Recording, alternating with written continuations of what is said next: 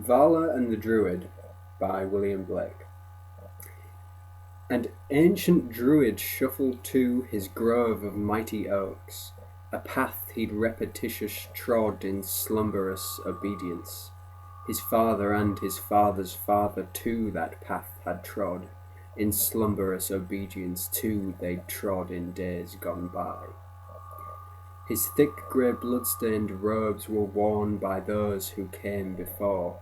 His thick grey blood-stained robes did brush gently the forest floor. Brown leaves and acorns now decayed did coat the Druid's path.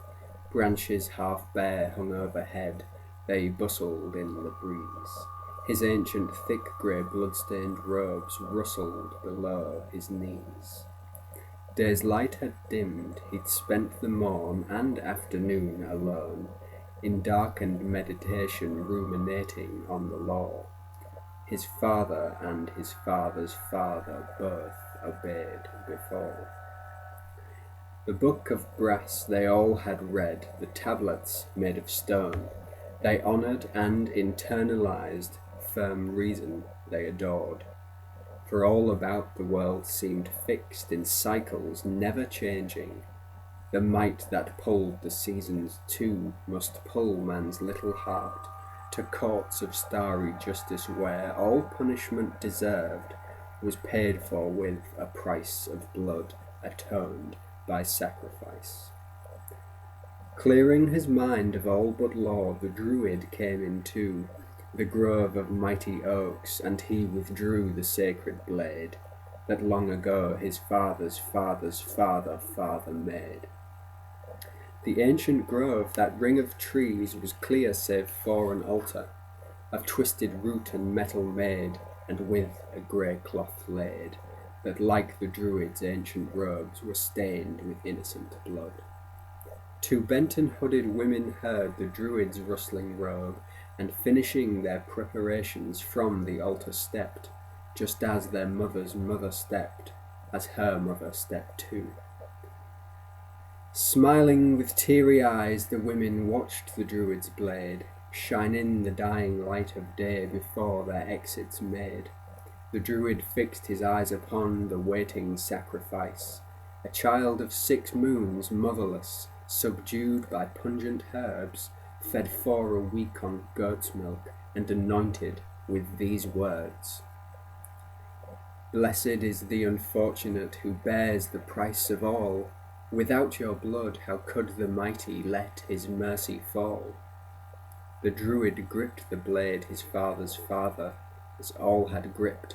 His ancient blood-stained robes did match his ancient blood-stained tip. He never let his eyes hover long on the babes he slayed. It was not his to pity nor to flinch from the good law his father and his father's father enacted before. The Druid ceased his repetitious slumbering steps obedient. His journey done, the altar reached, an instrument of justice. He and all the people on that Druid rocky shore knew their depravity and craved divine pacification. The book of brass and stone tablets allowed for no exceptions. Right reasoning was good and stood against all that was wrong. And so often they erred, it was a miracle each day that such a little sacrifice the divine hand would stay. Thinking of naught but how the holy law was just and true, aloft the shaking Druid raised the ancient sacred blade. His ancient thick grey blood-stained robe blew gently in the breeze.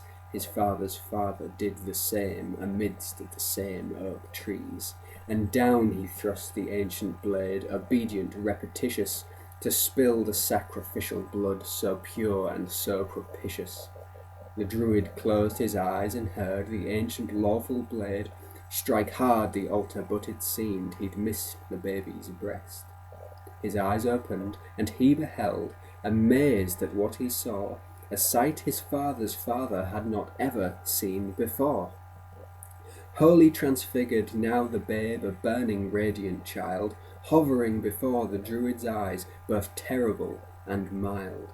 The grove now too was all ablaze with burning spring-like life. The blood-stained altar now became a glorious glistening font, and its clear waters swallowed up the Druid's blood-stained knife. The Druid fell down to his knees and cried, "What do you want?" The shining babe, with eyes of fire and flesh of mossy green, spoke ancient words that ancient grove had long ago forgot, spoke ancient words the Druid's ancestors had heeded not. "My name is Vala, this my veil, now Druid listen well. The laws of reason you think true are sightless limitations, impounding all your faculties save that which is most haughty. The false pantocrator you praise, appealing to your pride, in books of brass in stone commands made proud moral equations, that if viewed through much narrowed eyes seem good and true and just. But they are ever-turning mills that make man self-effacing, and force you to wage civil war with self for 70 years. Then once you're wrong, you do believe, your sacrifice will follow. If wrong there be, to not forgive freely is wrongest far. Hear this cruel joke, O Druid, proud your sin is ever changing. The fault your father's father in this grove did expiate, your children's children all one day will come to celebrate. The only thing that binds you are these robes of self-delusion and false belief that mercies bought are never freely given. Put off this blood-stained robe, this grey garment of servitude. No more take up your ancient blade, no more make sacrifice, no more vindictive justice do, no more judge and pronounce, no more in repetitious deep slumbering obedience submit yourself to starry calls, no more enter your groves, no more confuse eternal souls with states they occupy, for souls eternal pass through states as quick as blinking eyes. A burst of light and Vala vanished, the six-moon babe was gone. The Druid shed that ancient robe his father's father wore, and roved in naked ecstasy no Druid had before.